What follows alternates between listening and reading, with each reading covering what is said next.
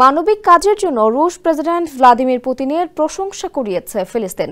ইসরায়েলের সঙ্গে সুসম্পর্ক থাকা পুতিনের এমন মন্তব্য ফিলিস্তিনের জন্য বড় স্বীকৃতি। ক্রেমলিনে রুশ ইসরায়েলি দ্বৈত নাগরিক আলেক্সান্ডার ক্রুফানোভ ও তার পরিবারের সঙ্গে সাক্ষাৎকালে ফিলিস্তিনের যোদ্ধাদের প্রশংসা করেন পুতিন। গেল ফেব্রুয়ারি মাসে ফিলিস্তিনি যোদ্ধাদের জিম্মি দশা থেকে মুক্ত হয়েছিলেন ক্রুফানোভ। ফিলিস্তিনি জনগণের সঙ্গে রাশিয়ার দীর্ঘদিনের সম্পর্কের কারণেই এমনটা সম্ভব হয়েছে বলে মনে করেন পুতিন। এখনও যারা ফিলিস্তিনি যোদ্ধাদের হাতে জিম্মি রয়েছেন তাদের মুক্তির ব্যাপারে সব ধরনের প্রচেষ্টা চালিয়ে যাওয়ারও ঘোষণা দিয়েছেন রুশ প্রেসিডেন্ট।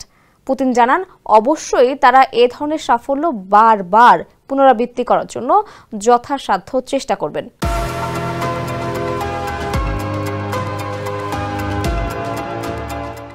নিশ্চিত করবেন যারা এখনো একই ধরনের কষ্ট ভোগ করছেন তারা যেন তাদের স্বাধীনতা ফিরে পায়।